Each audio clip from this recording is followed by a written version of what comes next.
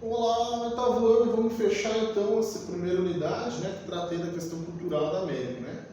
Então, culturas nativas e nacionais, né? Com base em dados de 2010, estima-se que vivam na América Latina ali cerca de 45 milhões de indígenas, distribuídos em 800 povos, somando 8,3% da população da região. Então, por mais que tenha havido, né, um grande massacre da população indígena, a gente ainda tem uma consideração, uma porção considerável da população indígena. É claro que em alguns países eles são realmente a boa parte da população do país, né? No caso da Bolívia, né? 62% da população da Bolívia é indígena. O Paraguai também tem uma porção considerável, né? As populações indígenas que atualmente se espalham praticamente em toda a América são, portanto, parte integrante da escala essencial da modernidade do continente, né? Vou dar uma olhada aqui no mapa da América Latina. O Brasil, 0,5%, né, 900 mil indígenas. O Chile, uma porção considerável, né? Bolívia é o que mais. Bolívia e Guatemala, né, são os países com a maior parte da população sendo indígena. A ONU, né, tem sido atualmente na defesa dos direitos dos povos indígenas por diversos mecanismos, né? Declaração das Nações Unidas sobre os Direitos dos Povos Indígenas, formalizada em 2008, né? Uma relevante contribuição para o Brasil. O Brasil tem o próprio órgão já há décadas, né, que cuida dessa questão da população indígena, né, que é a FUNAI. Aqui tem uma matéria que vai tratar disso. TV por ano agora tem um noticiário em Quechua, que é a língua original do povo indígena, ali, né, dos Incas. Porque isso é um gesto político e social, né? Então, além de levar informação na língua originária de milhões de pessoas, o Nukiche busca a legitimação do idioma no espaço público. Então, as plataformas de imprensa estatal peruanas, TV Peru, Rádio Nacional, passaram a contar desde o dia 2 de dezembro com um noticiário produzido totalmente em Quechua, a língua originária da região andina. O programa é o primeiro do tipo do país a ter abrangência nacional. Seu nome, Nukiche, já dá dicas da sua proposta, como explicou o antropólogo Luiz Mujica ao El País. O termo Quechua pode ser traduzido para o português modificado de nós. Ao criar o noticiário, o governo indica que pretende legitimar a língua do espaço público, historicamente excluída tanto no Peru quanto em outros países da América Latina, castelhana, né, onde o espanhol se tornou a língua oficial, né. O Quechua não é a única língua dividida no espaço com o castelhano, trazido para a colonização espanhola. De acordo com o Instituto Nacional de Estatística e de Informação do Peru, existem 47 idiomas diferentes no país, a maioria deles na região amazônica. Como ocorre no Brasil, né? A maior parte das línguas indígenas que ainda sobrevivem no Brasil estão na Amazônia. A contagem ainda pode ser maior, dado que o próprio Quechua, como explica Yataco, se divide em diferentes línguas derivadas, que conseguem se comunicar entre si. Isso também acontece com outros idiomas. A exclusão linguística, eles vão ver. O estabelecimento da língua oficial europeia em um país que tem grande parte de sua população ainda falando línguas pré-hispânicas, anterior ao período de colonização, né, é considerado uma forma de exclusão social por meio do idioma. No caso peruano, essa imposição se manteve por séculos, tendo deixado marcas importantes na forma como se dá a organização social do país até hoje. De acordo com o Yataco, quem nasce com uma língua materna diferente do espanhol já nasce com exclusão da cidadania. Significa que há um sistema que coloca algumas línguas mais privilegiadas, no caso da América Latina, que fala castelhano. O privilégio discursivo é só de uma língua, espanhol. Dessa maneira, se exclui não apenas muitas línguas que existem, mas também os seus falantes. É uma forma de criar subalternos, afirma Miriam Yataco, professora da Universidade de Nova York. Embora a proibição tenha acabado ao longo do tempo, o impacto social de ter o Quechua como língua materna permaneceu em duas principais formas: dificuldade de acesso à estrutura pública e o preconceito, né? Então, como foi proibido por muito tempo, criou-se essa barreira, né? O acesso. Dados do Banco Mundial apontam que dentre todos os peruanos que não têm acesso a serviços básicos de saúde, 60% falam Quechua. Outros estudos mostram como existe uma relação direta entre a língua e o acesso a todo o serviço público peruano, como educação, fornecimento de água, eletricidade, saneamento e meios de comunicação. Antes do reconhecimento do direito de falar Quechua no país, que Quem não falasse espanhol poderia se comunicar com o médico do hospital público e nem ter acesso ao sistema de justiça do país. E embora as leis tenham mudado, e a TACO diz que a criação de uma estrutura que incita o cash no serviço público está funcionando muito lentamente e que ainda não é de conhecimento geral que existe esse direito. Então, imagine excluir, né, uma boa parte da população por causa da língua. Não tem sentido. A questão racial também é muito complexa no contexto da América, né, até porque a gente teve todo um período, né, de escravidão, e aí no contexto tanto de América anglo-saxônica quanto no contexto de América Latina, tensões que são geradas até hoje. Países como os Estados Unidos, onde a segregação racial e o preconceito é extremo, né, mesmo com a luta de líderes como Martin Luther King Jr., né, ainda assim a gente tem, né, no contexto de hoje, né, luta pelo direito da população negra. O Black Lives Matter, que é um movimento, né, que ficou muito em voga, muito famoso esse ano pelos seus protestos, não é de agora, né, protesto já de 2016 com o tema Black Lives Matter. O Brasil, apesar de não ser tão evidente, né, de não estar tanto em voga esses protestos, no Brasil também a questão racial é muito séria e estrutural, né, e isso se reflete em dados que qualquer um pode buscar e ter acesso, né, dados socioeconômicos que mostram sim que a população negra, a população ameríndia, ela está mais sujeita à pobreza e à segregação. Isso é fato, né? Vamos ler um texto que trata justamente disso. Ó. Chicago é vista como a cidade que mais separa brancos de negros nos Estados Unidos. No começo dos anos 60, Birmingham, no Alabama, foi batizado por Martin Luther King de a cidade mais segregada do Zeu. Hoje é Chicago que ocupa esse lugar, com uma separação não oficial entre brancos e negros, mas nem por isso menos evidente.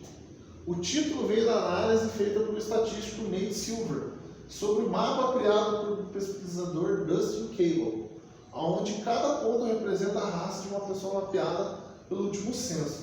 Depois de Chicago estão Atlanta, Milwaukee e Filadélfia. No caso de Chicago, a região sul da cidade é praticamente dominada por pontos negros, enquanto o centro é predominantemente branco. Em alguns bairros, como Englewood, 97,5% são negros. A separação nas primeiras décadas do século XX, quando famílias negras migraram dos estados do sul para o norte, em Chicago foram empurradas pelos valores dos imóveis para o chamado cinturão negro. Hoje, em que a segregação racial e econômica faz tirar as chances de oportunidades iguais de educação e emprego, onde você mora influencia 100% na sua possibilidade de acesso, diz Stephanie Schmitz-Batwer, vice-presidente da organização Chicago Urban League. A disparidade de pobreza entre brancos e negros na cidade evidencia o impacto da segregação dos bairros, né? Então, muito mais negros pobres do que brancos. O problema não é que brancos e negros não vivam nos mesmos bairros, é a disparidade entre as áreas negras e brancas, afirma Carl Nightingale, autor de Segregation, A War History of Divided Cities. Né? Segregação é uma história mundial de cidades divididas.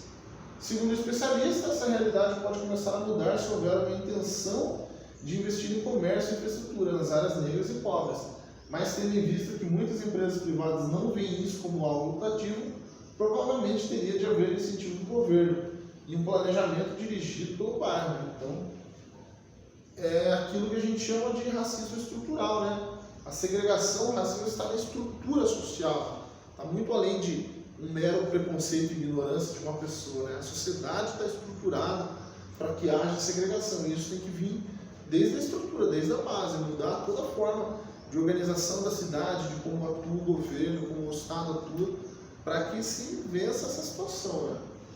No primeiro parágrafo, a reportagem menciona a segregação racial na cidade dos Estados Unidos, apontada por Martin Luther King na década de 60. Você já ouviu falar desse líder popular? Então, vejam quem foi ele, tem o texto lá em cima explicando, né? É o básico, o mínimo. Todas as pessoas têm que saber quem foi ele, qual foi a sua luta, né, pelos direitos, né, civis nos Estados Unidos, os direitos das pessoas negras.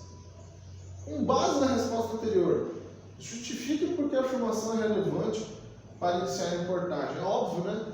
Você tem a afirmação de talvez o maior nome na luta segregação. Você embasa a sua reportagem com a fala do maior nome da luta contra a segregação. A reportagem fala justamente sobre segregação.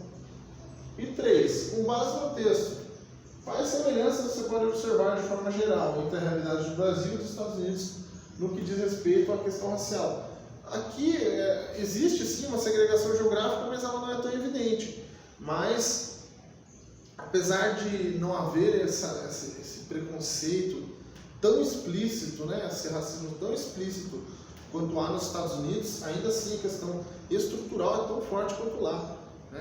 A segregação existe de outras formas, de outros meios, tão intensamente quanto lá.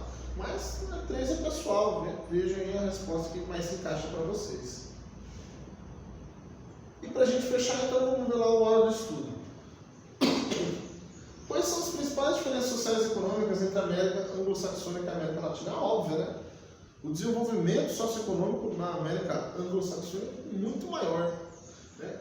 É claro, diferenças, se falando só da economia, aí se você pega lá o Canadá, tem um monte, né?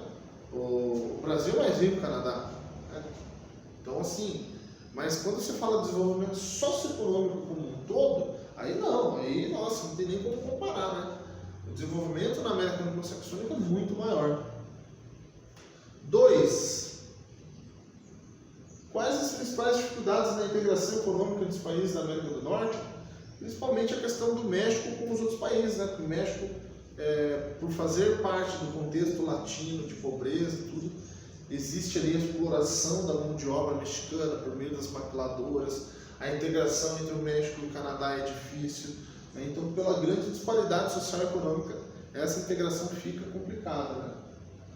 Qual a situação da América Latina em relação ao coeficiente Gini? Existe ainda muita desigualdade, né? Na distribuição de renda. Muitos países têm péssimos números ali no coeficiente Gini. O Brasil está entre os 8 piores. 4. Quais são os principais reflexos políticos decorrentes das profundas diferenças socioeconômicas existentes na América Latina? Então, muita instabilidade política, né? Você tem desigualdade econômica, você tem, por exemplo, na Argentina, né, um revezamento intenso entre esquerda e direita. Você tem no Brasil estabilidade política nas últimas décadas, né, 2 impeachments desde a democratização, né, também agora uma crise aí entre os poderes, né, entre os 3 poderes no Brasil. Então você tem aí a pobreza, a dificuldade socioeconômica diretamente relacionada em instabilidade política. 5. Quais são as principais questões relativas às identidades culturais enfrentadas atualmente pelos países da América? A preservação dessa identidade indígena, né? A preservação das línguas, a valorização dessa identidade cultural ameríndia, essa herança que a gente tem aqui na América. Né? Então, esse resgate, a gente viu ali que no Peru estão correndo, por exemplo, tentativas de trazer esse resgate, de fazer esse resgate. Né? E 6, para a gente fechar, qual a importância da iniciativa do governo peruano de transmitir o noticiário em uma língua nativa, o Quechua? De extrema importância, né? Faz uma retomada, faz um resgate ali dessa herança cultural, desse povo que estava segregado, né, pela língua e que traz à tona uma valorização dessa língua e desse povo. E que o país tem outra língua oficial, não precisa ser segregado, né, nem ser tratado de forma diferenciada. Beleza, galera? Fechamos essa semana, então fiquem atentos que semana que vem é revisão para o primeiro formulário.